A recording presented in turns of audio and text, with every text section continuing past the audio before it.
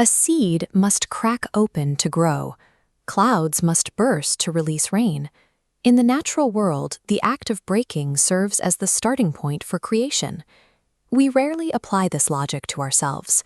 When a personal crisis or a major failure fractures our lives, our immediate instinct is to view it as a state of permanent ruin. This feeling of being broken is visceral and heavy. It feels like an ending, a chaotic state where the pieces no longer fit. Take the worst moments of your history. Those deep structural fractures might actually provide the specific raw materials needed to assemble a more resilient version of yourself. To see how surviving a collapse can increase the value of the survivor, we look back several centuries to the court of a Japanese emperor.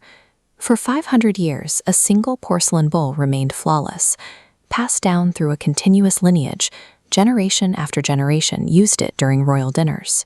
The names of every emperor were engraved into its surface, marking 5 centuries of perfect preservation.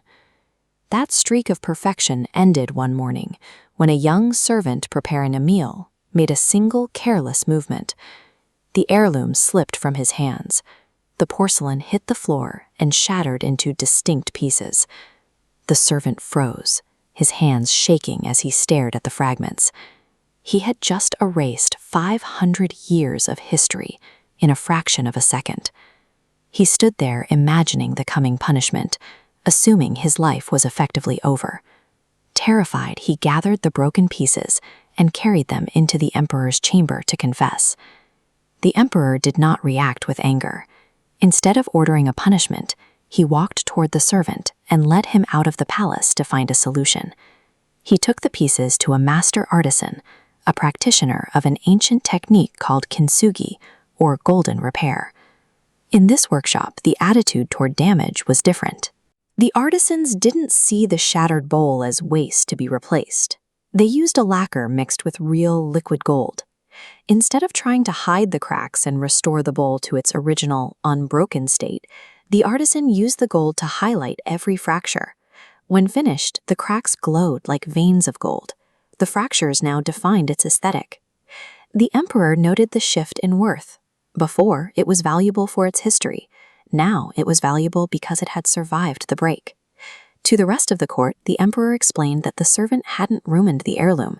He had inadvertently allowed a new, more complex beauty to be revealed. This process mirrors our own emotional lives.